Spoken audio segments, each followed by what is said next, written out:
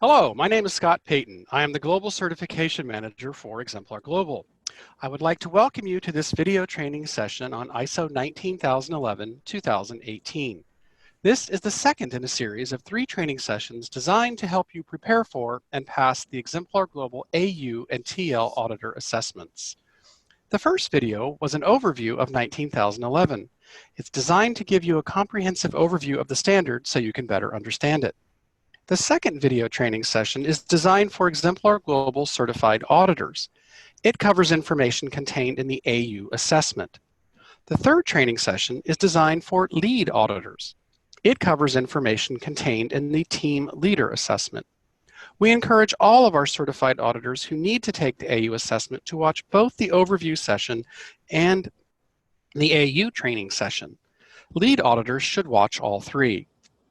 All 3 of our sessions are presented by Denise Robitaille. Denise served as the chair of ISO PC 302, which is the technical committee that developed the ISO 19011-2018 standard revision.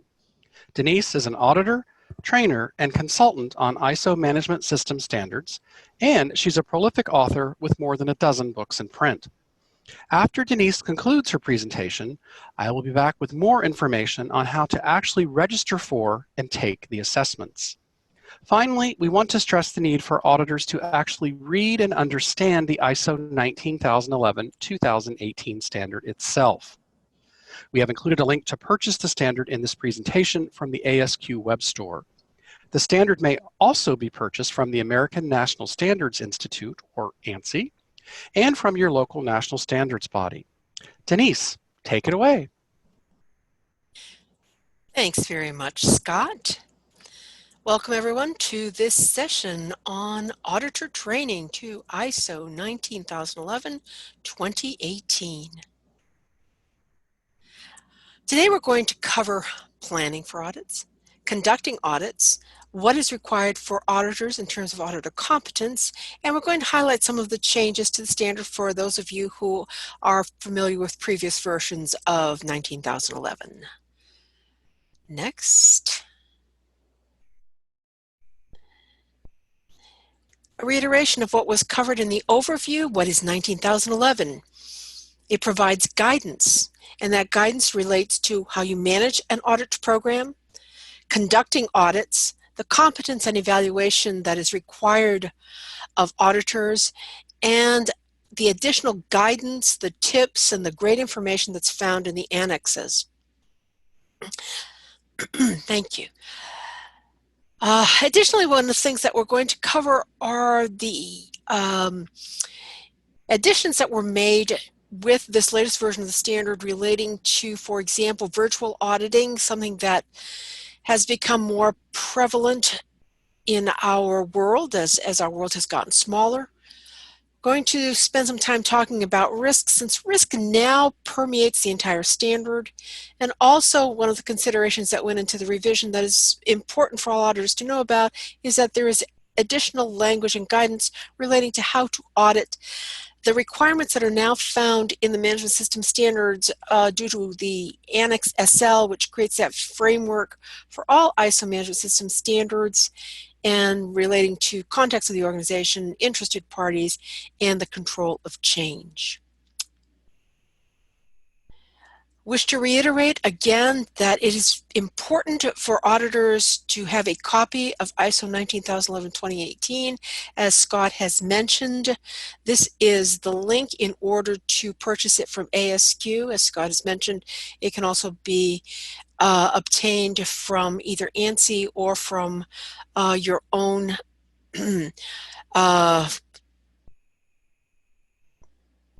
pause. 2, 3. This slide just reiterates that which was mentioned previously. Scott mentioned that this is the link if you wish to purchase the standard from ASQ, and that you can also acquire the standard from ANSI or from your national certification body.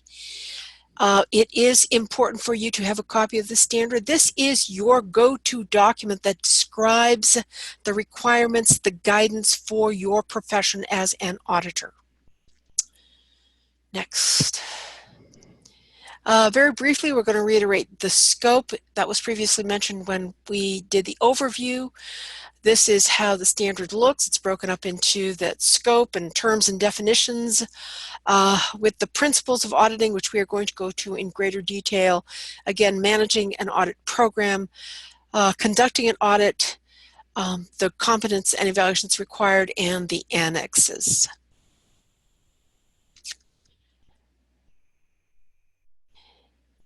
Important for people to remember that there are certain terms and definitions that are found in 19,011 that have meanings that are different from your typical Oxford or Merriam-Webster dictionary definitions. There are some very specific terms, and it is important for auditors to know what those terms mean. For example, when you are planning your audit, if it asks you what is the audit criteria, do you know what that means? How do you define the audit criteria? How do you identify the audit criteria for a specific audit that you are conducting? What are all the components of your audit program? Next, what is the difference in objective evidence and audit evidence? And finally, technical expert as opposed to an observer. All of these terms have specific definitions, and it is essential for auditors to know what these terms mean and to understand, for example, what are the rules and responsibilities for a technical expert as opposed to an observer. There are multiple other terms and definitions in the standard. This is just a small example. Okay, we're going to go into the principles of auditing. Here they're all displayed. The seventh of these was recently added with this new version of 19,011 risk-based approach, and that is reflective of the increased emphasis on risk throughout all the management system standards, and in particular the emphasis that's been placed on it with the high-level structure and the Annex SL. And let's start looking at these one at a time. It's important for you to know that these principles are not trivial, nor are they theoretical. They form the foundation of how you must conduct yourself as an auditor. They are important, and it is important for you to have internalized into your auditing the concepts found in these auditing principles. So let's move on to the first one and talk a little bit about each one of these in turn. Integrity. Perform your work ethically and with honesty and responsibility. I want to focus in on that word honesty. People sometimes get concerned about making sure that they're true and honest to the client, but there's also some responsibility for you to be true and honest to the certification body. When you're putting together that audit report, you are responsible for making sure that that which you put forth is something that is true and that is can be verified, and that it is consistent with the expectations that both the registration body has, the certification body has, and also with the ultimate customers of this, which are the customers out in the marketplace who rely on the integrity of that certification. So probably one of the biggest things with that integrity. Also, not to undertake activities for which you have not been determined to be competent. For example, you would not want to be conducting an audit in a nuclear facility if your expertise is only in metalwork or in plastic injection molding. You have to have competence, and you have to demonstrate that you have that necessary competence. Perform your work impartially without bias. That goes back a little bit to that ethic and honesty in that first bullet. You have to make sure that you do not have any bias. Sometimes that's a little difficult if you find yourself in a situation where sometimes you have a client who is confrontational, and it makes it difficult for you to maintain your impartiality. But this is a principle. This is one of the things that makes for good auditing, for effective auditing. And also to be sensitive to the influences that can be exerted what kind of things can happen during the course of an audit that might actually skew your the manner in which you conduct that audit and the manner in which you arrive at your conclusions. So you've got to always be present to that and to be aware of your environment and the manner in which people are interacting with you, and always take the high road and maintain that integrity. Let's look at the second principle. Fair presentation. Audit findings, conclusions, they have got to be represented honestly, completely. They've got to be truthful. They've got to be accurate. So, taking those audit notes, you've got to make sure that if you say, this is the evidence that I use in order to substantiate this audit finding, that information has got to be correct. It's got to be accurate. You cannot slack off on the manner in which you conduct the audit, not take good notes, and at the end fudge it in order to be able to put together the audit report. It is essential that what you present is true and fair and balanced. If there have been any instances during the course of the audit where there has been some diverging opinion with the auditee, with your client, it is something that has to be noted. You've got to be fair and say, this is a finding, and the client or the auditee does not agree with you. That is something that you have got to be upfront about. In all instances, the manner in which you communicate during the course of the audit has got to represent truthfulness and objectivity. You also have to be careful in the manner in which you communicate with people, that you're clear in what you say, and that you don't waste people's time. The manner in which you communicate, that it is timely, and that you communicate with complete honesty. So that's fair representation. The next principle has to do with due professional care. And you'll find that there's overlap with some of these principles. Conduct your work in accordance with the importance of those tasks.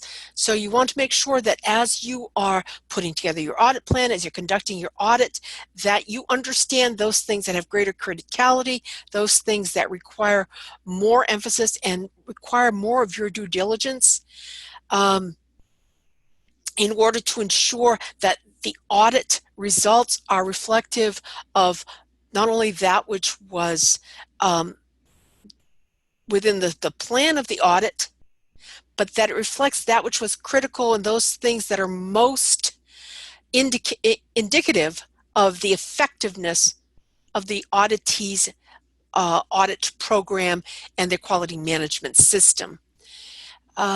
Bear in mind that throughout this audit, professionalism requires also that confidentiality, that you maintain your professionalism and your ability to have them be confident in your commitment to hold their information confidential. Due professional care also means that you have the ability to understand that at some points you're going to have to make judgments. You're going to have to look at the evidence that's presented. It's not always clear based upon your expertise, your knowledge, and balancing the various types of evidence that have been presented to you. You have to make a judgment as to what the conclusion is to be reached. And all of that takes practice, takes competence, and due care. The next principle, confidentiality, it was mentioned briefly. Got to ensure that there's discretion in various aspects of that. You've got to remember that it deals not only with the information that the auditee is presenting to you, but also the documentation that you look at, and also their customers' information if it occurs that you have the opportunity to observe, for example, proprietary information, drawings, blueprints, information. So that is beyond that which is just the auditee's information, but also their customers' information, their clients' information. Understand the manner in which you have to conduct yourself and the practices that you have to engage in order to make sure that you always hold as important the concept of protecting their information. This also relates to people's names.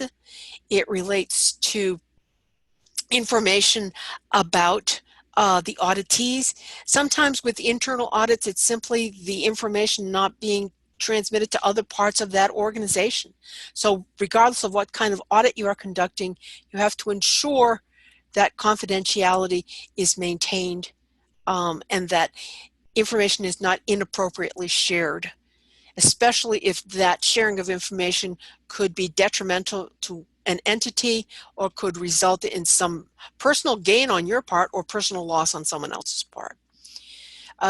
Practices you want to remember, in terms of practicality, would be things like not to take copies of proprietary information, because the risk with taking copies of proprietary information is that you may inadvertently then lose track of those copies and end up in a situation where you have shared confidential information.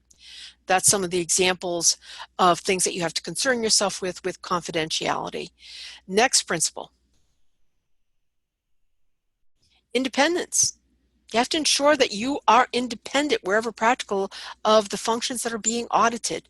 For third-party audits, it's a lot more, it's a lot easier to do than if you are an internal audit. However, as a third-party auditor, it is within your purview to assess, as part of your client's internal audit program, whether or not they indeed have been able to conduct their audits with independence and impartiality. So this is not just something where you ensure your own impartiality, but you might be in a position where you audit other individuals, other organizations, and determine whether or not their internal audit programs are free of those kinds of biases and that they've been able to maintain their objectivity. The other thing that sometimes affects independence, and it kind of relates back to the previous slide about confidentiality, is you might become aware during the course of the audit that you do have a connection to this organization that you didn't realize you had before. You're auditing them and you realize that one of their customers happens to be somebody that you have audited before in another scenario, and you want to make sure that you do not disclose that information, or that you don't put yourself in a position where you begin to acquire information that you do not have the right to, that would put you in an advantageous situation. So you want to maintain your objectivity and your independence at all times. Next principle: evidence-based approach.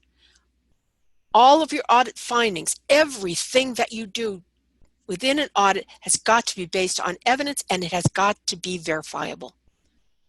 There are instances in which the results of an interview in and of themselves do constitute verifiable objective evidence. However, that is not always the case. In many instances, someone may provide during an interview some information, and you must go and find documents and records in order to substantiate that which has been imparted to you during the course of an interview. The other thing about evidence-based approach is that if you're using sampling, you have to make sure that there is integrity in the sampling that you're using.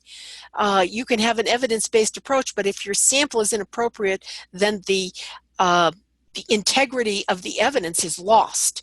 If you have an extremely large population and you take a very small sample, or you don't take due diligence in the manner in which you select your samples, then your ability to have a reasonable conclusion based upon that evidence is seriously reduced, and in some cases completely lost.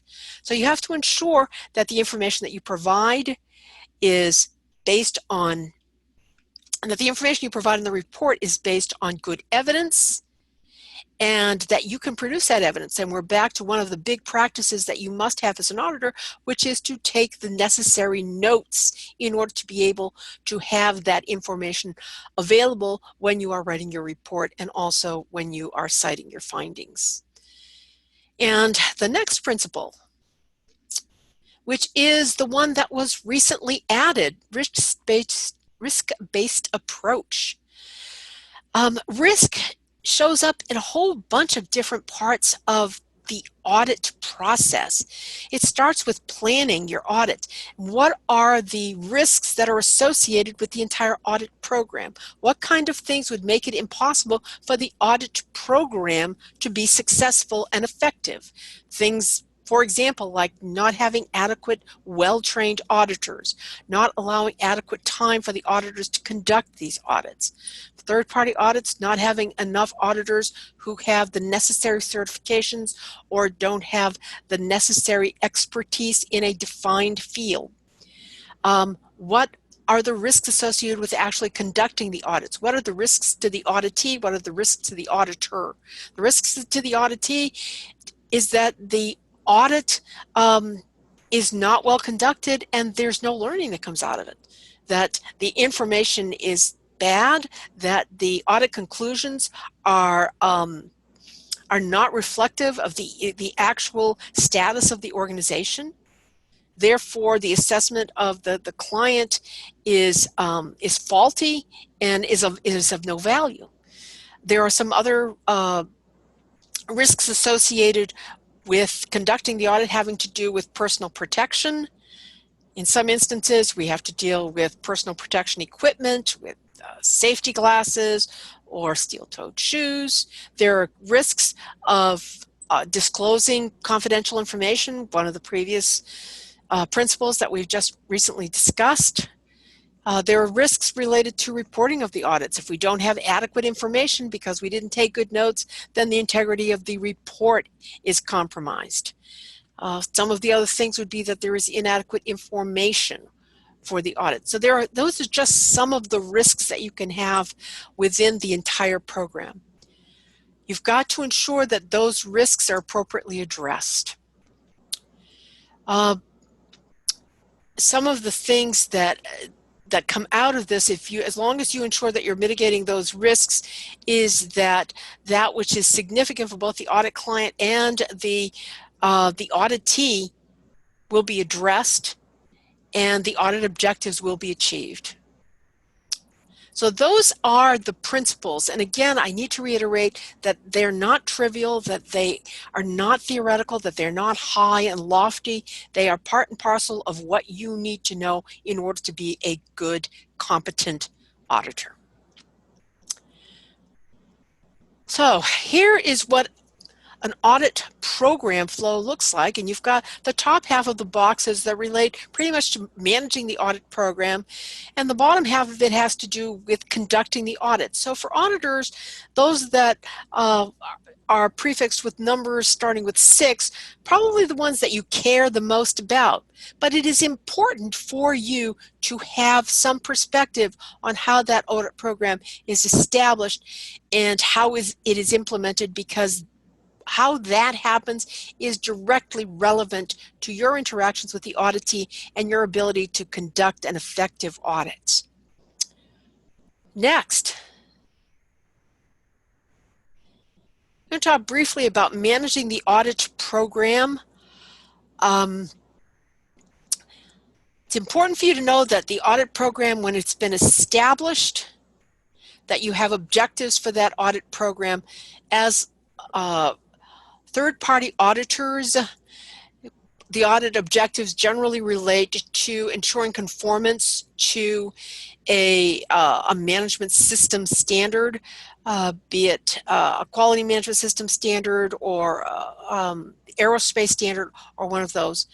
So that is the objective, and if you have a certification body or registrar, then their objective is to have a program that allows them to have auditors out in the field ensuring the conformance of all of their clients for the purpose of serving the marketplace, which is those customers. So in doing that, one of the big things that they have to concern themselves with is to manage that aspect having to do with the risks and opportunities, to determine and evaluate what risks and opportunities exist within the audit program.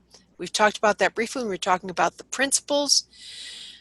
Some of the risks that we mentioned earlier are more are more prevalent in some kinds of audits than others. If you are dealing with software or you're dealing with audits where there is a great deal of transfer of information through electronic media, then security is a greater risk in that than if you are auditing a great deal of companies where that kind of interaction, those kind of processes do not exist.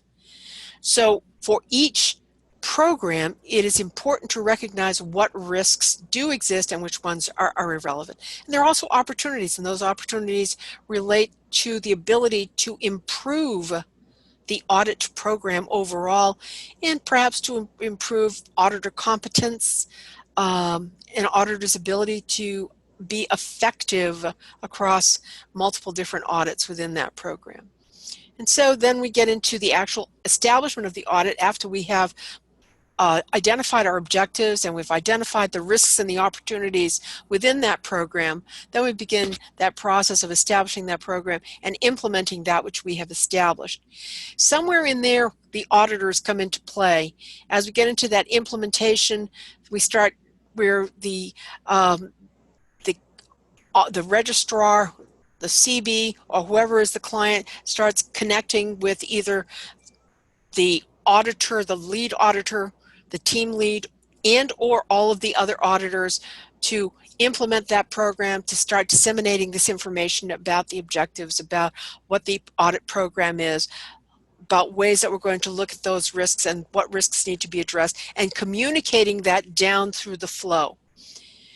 And then after that, once that's been disseminated out to the team leads and in some instances to the other auditors, we begin looking at the objectives and the scope and the criteria for each individual audit that needs to be conducted.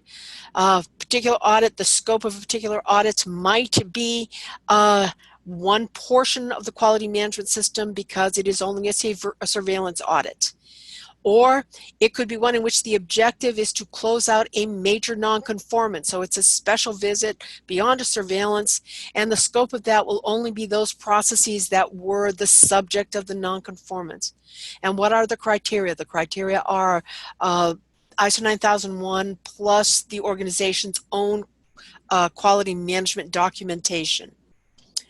So for each individual audit, these things have got to be identified, they need to be documented, and there's got to be an assurance that that's been effectively communicated to the auditee. And then afterwards, at the end, managing the audit program, as we review what happened and we look for ways in which to improve that program. Look at better ways to handle the distribution of reports or communicating of findings to the auditees, whatever that is.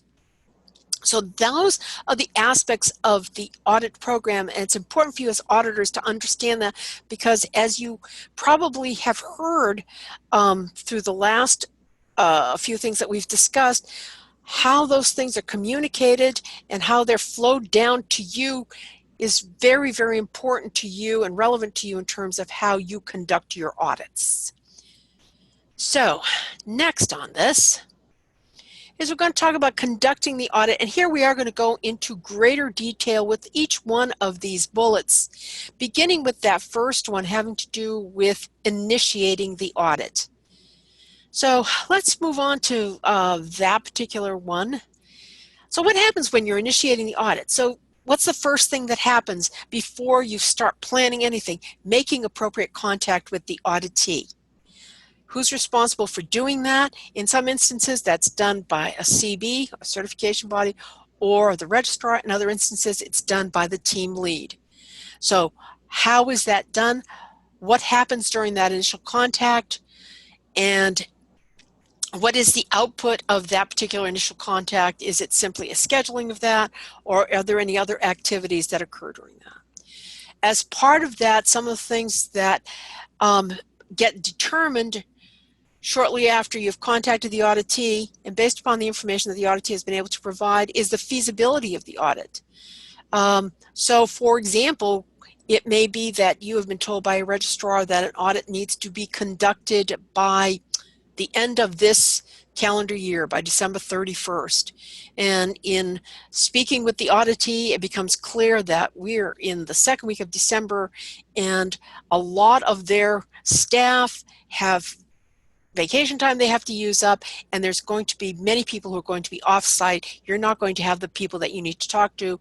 That, in that case, the audit as defined, as established by the CB or whoever your client is, cannot be accomplished. It's not feasible because a lot of the key players are just not going to be around. In other instances, it's a matter of cooperation. You trying to get the auditee to agree on something, and they simply say, we don't want to do that.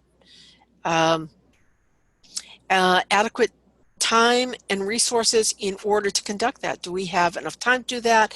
This is a surveillance audit, and we've become aware of the fact that they have added 3 processes. We've been given 2 days to do this audit. They've added 3 processes. We have to go back and explain that it's not possible to do those additional processes in the 2 days that have been allotted, and that communication back and forth so that we can make the appropriate adjustments to increase the feasibility of the audit. So all of that happens, all of this happens before we even get into planning or putting together a schedule. So let's see what happens next. So you prepare for the audit, and within that, you have to, now you've established the audit, you've agreed with the auditee on a particular date, and now you begin the process of looking at the documentation based upon the kind of audit that you're going to be conducting. For those of you who are familiar with stage 1 and stage 2 audits, you know that for a stage 1 audit there are certain documents that you have to get ahead of time before you even show up, and that if those documents are not available, then even the stage 1 audit cannot be conducted. So whatever documents that you need, other documents that you might need to look at might be those of the client relating to their rules around reporting of findings, the manner in which the audit report is presented, may involve having to review the checklists that are provided. All of these things are documents that have to be reviewed ahead of time. And then there's the putting together of the audit plan, the audit planning, based upon what you know about the auditee, putting together that schedule that determines what activities will be audited at what times, so that the auditee is able to ensure that the appropriate resources, the appropriate personnel are going to be available at those times so that you can indeed conduct the audit. If you have to audit 2 or 3 shifts, that becomes very critical in terms of your audit plan to make sure that, for example, you're not looking to audit something at 4 o'clock in the afternoon and you find out that all of the office staff leaves at 3 because the second shift starts at 3, and it's only from that time on until 11, it's only production folks, and all of the office staff goes home. So you're not going to be able to do any of the administrative kind of things that happen between 3 and 5 that you can only be out on the production floor. As part of that plan, if you've got multiple people on your team, then you start assigning different folks to different activities. If you've got 2 other players, then it's going to be that Janet is going to be doing the audits of the incoming inspection area and the warehousing and the traceability of the items.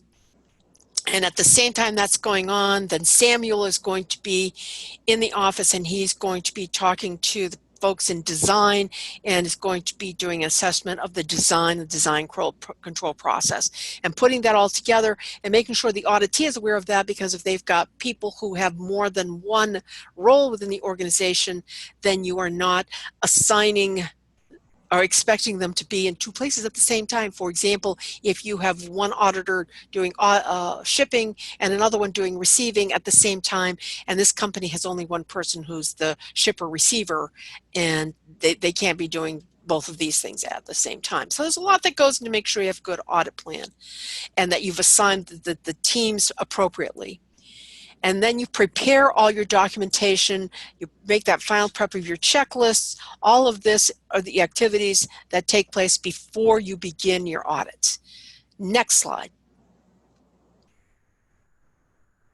So this is the flow that you have for a typical audit. So you have source of information. So for example, if you are auditing the purchasing function, then the source of the information is going to be the folks in the purchasing area. If all of the purchasing information is embedded in their ERP system, then that is going to be the source of the information, and you're going to determine based upon that what your sample size is. You're not going to look at every purchase order. You determine what your sample size is. That's going to be reliant on part of the conversation that you've had with the client, having to do with what kinds of suppliers they have, how many different kind of purchase orders they might execute. There's a whole bunch of variables that go into that. Then you are going to look at the evidence that's presented. So you will look at purchase orders or purchasing documents and all of the purchasing documents, and then you evaluate against the criteria. So if you're evaluating them against the criteria in ISO 9001, for example, then that would be against all the criteria that you find in clause 8.4. Based upon that, you determine what your audit findings are and whether or not, based upon what you've found, whether or not you have a nonconformance that needs to see, and you conclude whether or not this process is well controlled or whether or not there's a finding. So that's the process that you go through as you are gathering the information. Next up is what you actually do during the course of the audit. So you start out with that opening meeting, which is generally chaired by the team lead. Some of that we'll talk about when we get to the third presentation, having to do with the responsibilities of the team lead. But you must always conduct an opening meeting, and there are certain communications that occur during that. Things that occur, for example, is reiteration of the scope and the criteria. The entire audit team is present during that opening meeting.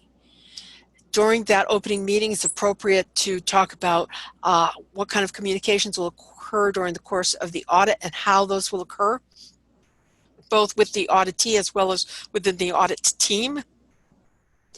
The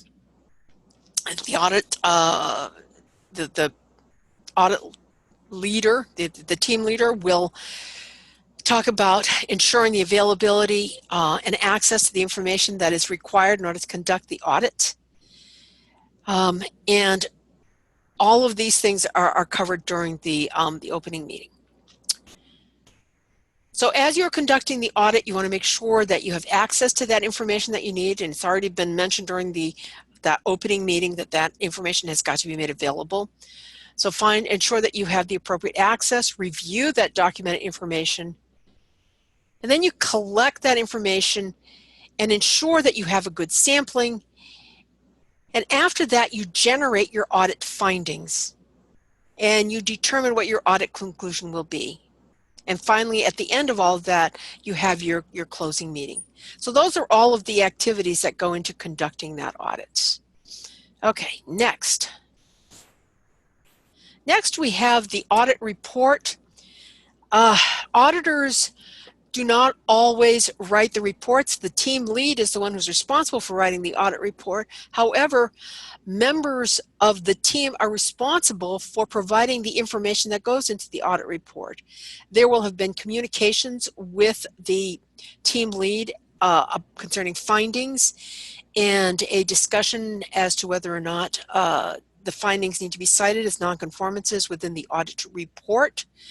So based upon that evidence that you have gathered, again reemphasizing the importance of having good, copious, verifiable notes that provide the information for those findings. So it's important for auditors to provide that information so that when the team lead prepares that audit report, that there's adequate information so that the audit report that is presented creates value for the auditee. It not only allows for the citing of nonconformances, but it also affirms that which is in conformance to the criteria, and also provides information that allows the auditee to learn and take action on the findings that have been cited during the course of the audit. The distributing of the audit report is something that is the responsibility of the team lead and is based upon the client, usually in this particular scenario, the registrar or the CB, and their determination as to whom the audit report should be distributed. It is important to note that the members of the team do not have permission to take away an audit report. That this is not something that they are allowed to own. They may read it, but generally it is one of these things that relates back to confidentiality. The fewer people have access to the report, the fewer people who have copies of it, the greater the protection against the disclosure of protected information. Okay, next. The audit is completed when everything's been done, when the audit has been concluded, when the closing meeting has been done, when the report has been written. Again, the document information is disposed of in accordance with the audit program. Generally, that means that the team lead may retain some of the notes, but the other members of the team do not. Unless it is required by law, the audit teams and the individuals don't disclose any of this information outside of the scope of that audit. It is, however, appropriate to excise some information that came out of that and to save that information for the purpose of lessons learned that allow for the identification of any risks and opportunities that were observed during the course of the audit, and as a tool for the the further learning of auditors, towards that goal of continued professional development. And next we have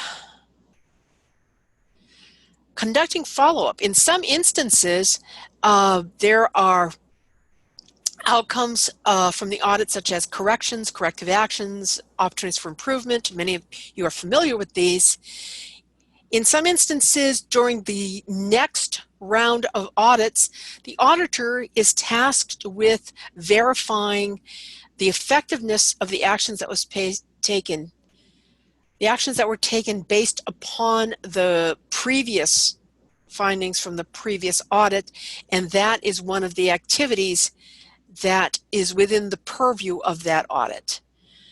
So it is important for you to know, as you are citing this, that as you're putting it together, either you are going to have to come back in 6 months or in a year and verify that appropriate action was taken, or someone else is going to have to do that. So the completeness of the information that you provide, the clarity of the information is going to make it that much easier for, number one, the auditee to be able to take action, and number two, for you to have the information you need in order to be able to verify the effectiveness of any action that's taken. And that takes us to the end of all of different aspects of the actual conducting of the audit, from initiating it all the way through to verifying and closing out findings during follow-up audits. Next, it is appropriate for us to talk a little bit about competence and the evaluation. You as auditors need to know what is required for you in terms of the evidence you must present relating to your own personal competence.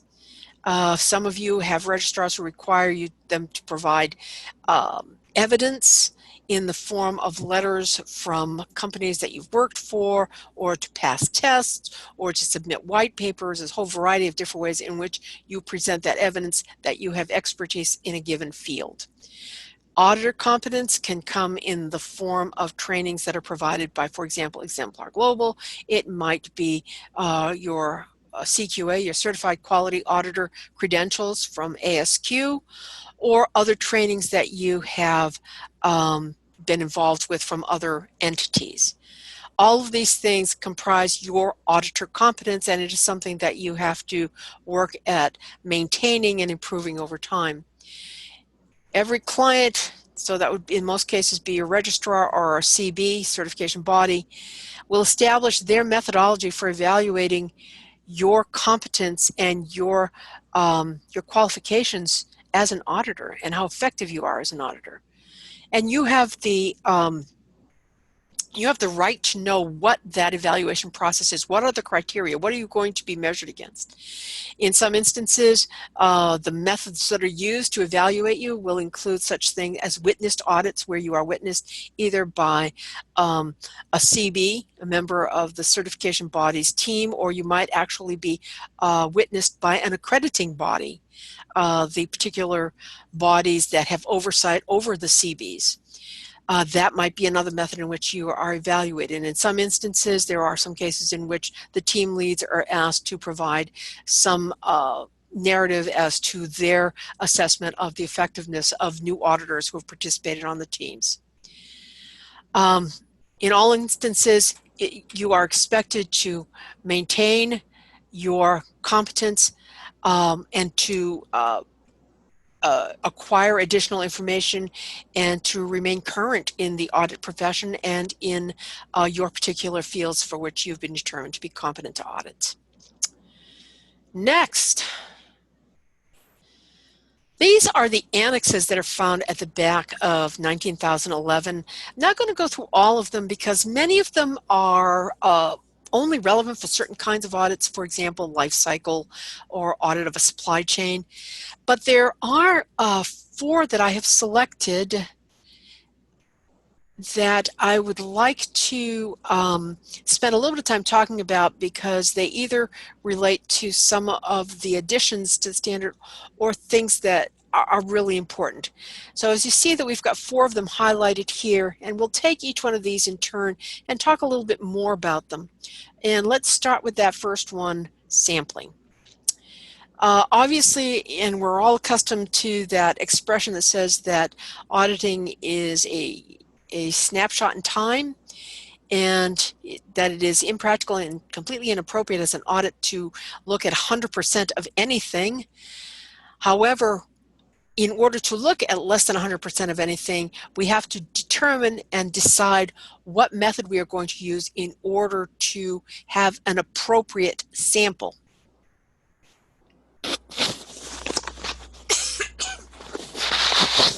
Excuse me. So when you're looking at putting together your sample, what are some of the risks of not having a really good sample? If you just say, I'm going to pick 3 at random, that's not always necessarily the best way to go. Because even with that, you don't know whether or not that random sampling is going to be reflective of the entire lot. So you've got to make sure that the sampling that you have is in no way biased. Scott, we have to pause.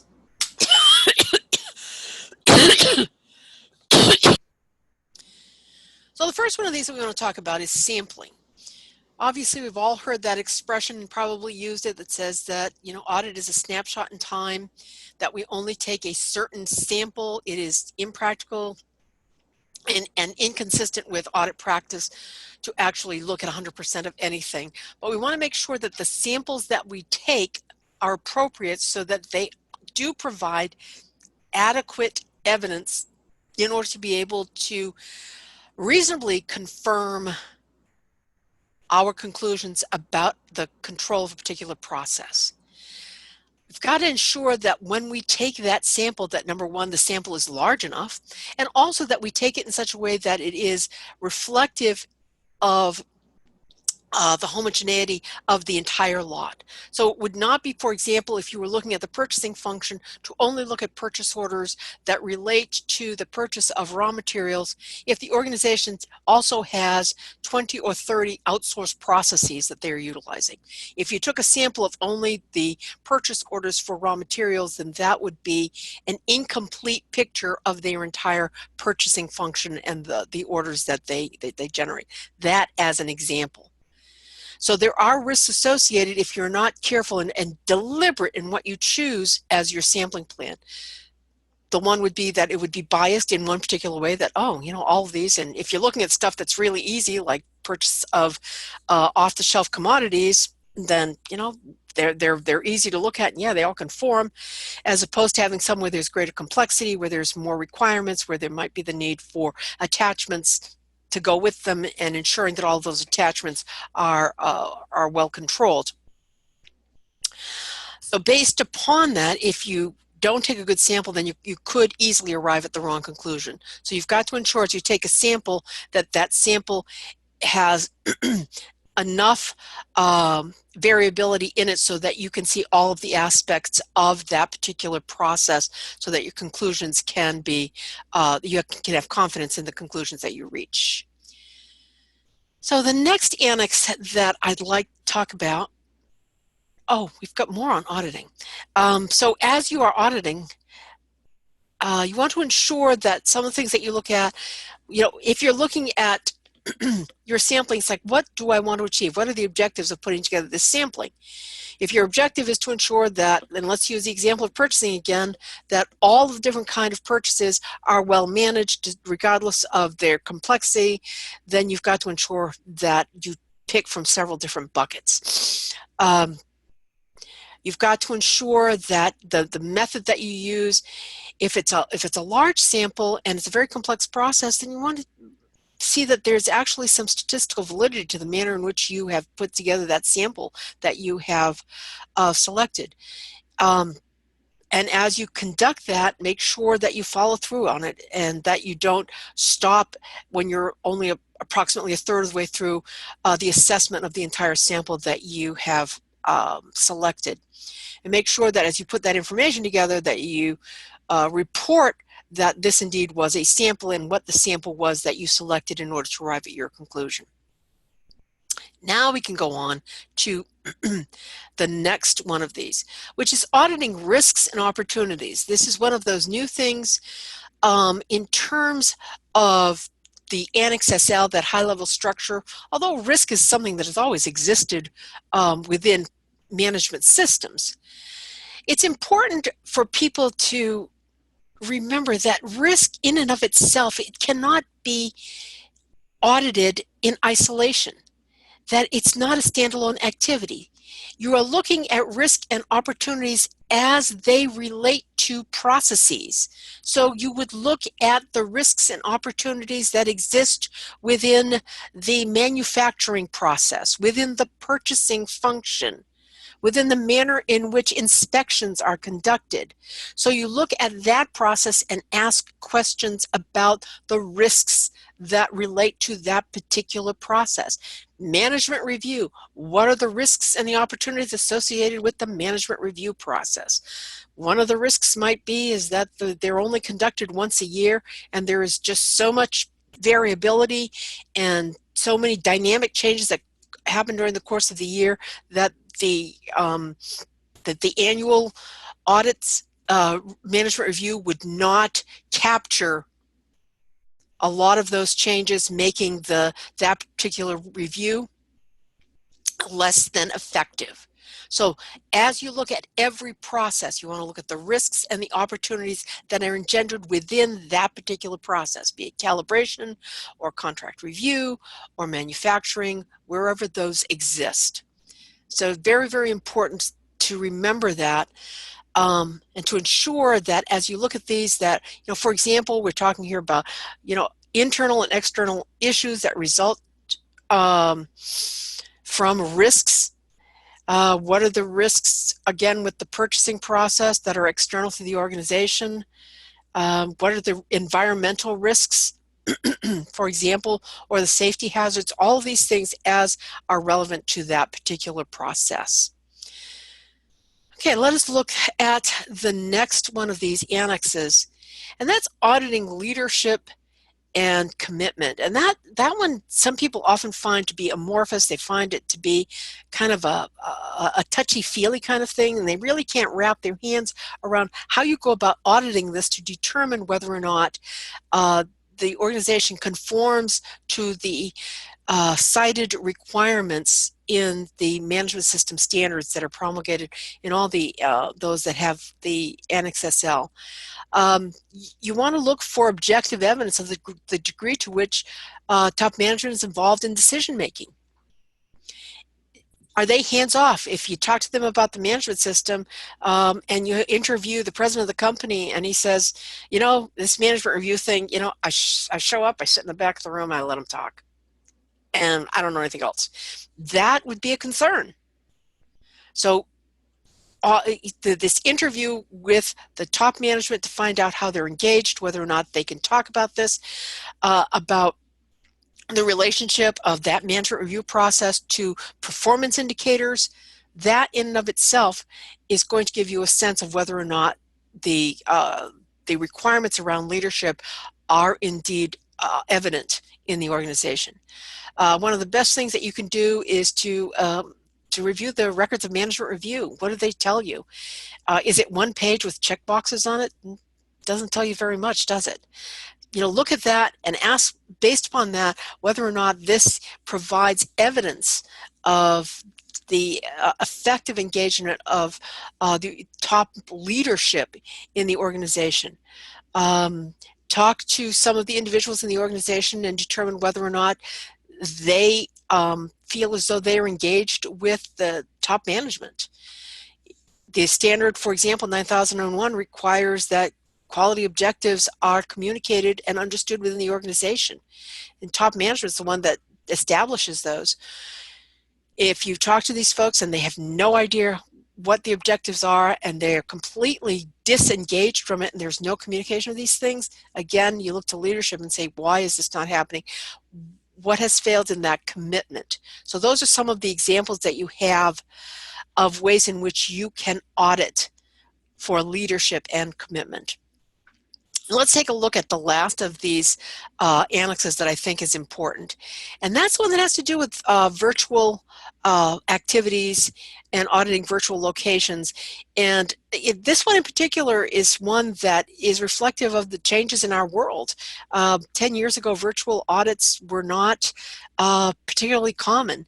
And it's important to, for me to mention that a virtual audit is not a different audit. It's not different from an internal audit or a supplier audit or a third-party audit. What distinguishes it is that you use different tools. It is a different method of conducting an audit.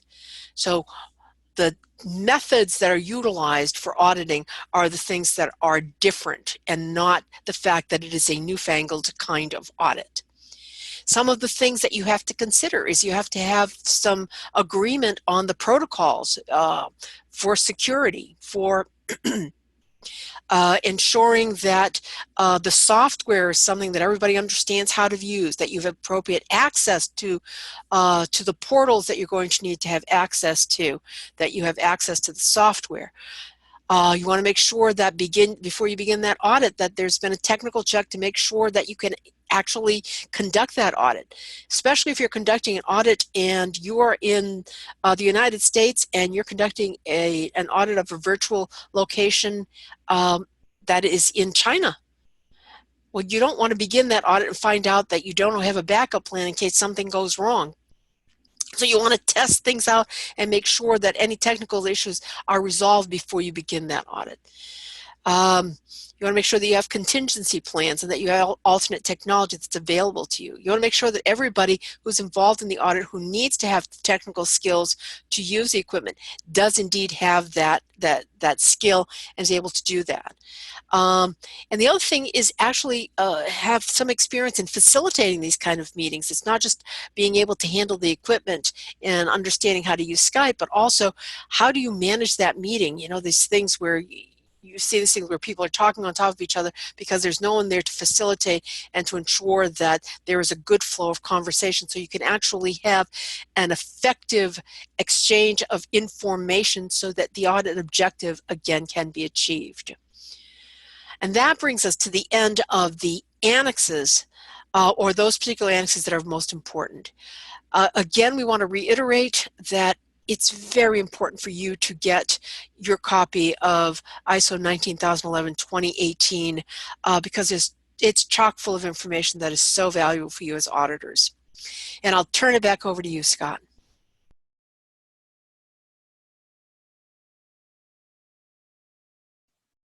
Thank you, Denise, for an excellent presentation, and thank you all for your attention. Just want to let you know what you need to do in order to actually take the assessment. It's very simple. You just go to the Exemplar Global website at exemplarglobal.org. You can click Login in the upper right-hand corner of the screen. That'll take you to your online portal. At that point, you enter your Exemplar Global username and password. And if you don't remember that password, there is a reset link right there to help you move along. Once you've done that, you'll just click on the tab that reads Transition Exams. Here you'll see what exams you are required to complete. Click on the exam link that you'd like to take and pay your exam fee. Once you've paid this fee, you'll be sent a link to complete the exam. Once you've taken the exam and successfully passed it, you will be sent a certificate, and it will be automatically uploaded into the Exemplar Global portal. There's no need for you to take any further action. Again, I want to thank Denise for her excellent presentation. And again, thank you all for your time and attention. If you have specific questions about the assessments, any technical issues, any questions about your Exemplar Global certification, please contact us directly at Exemplar Global. You can email us at certification@exemplarglobal.org or contact your local Exemplar Global office. If you have questions for Denise not related to the assessment process or your Exemplar Global certification, you can reach out to her at the email shown on your screen. Again, thank you and have a great day.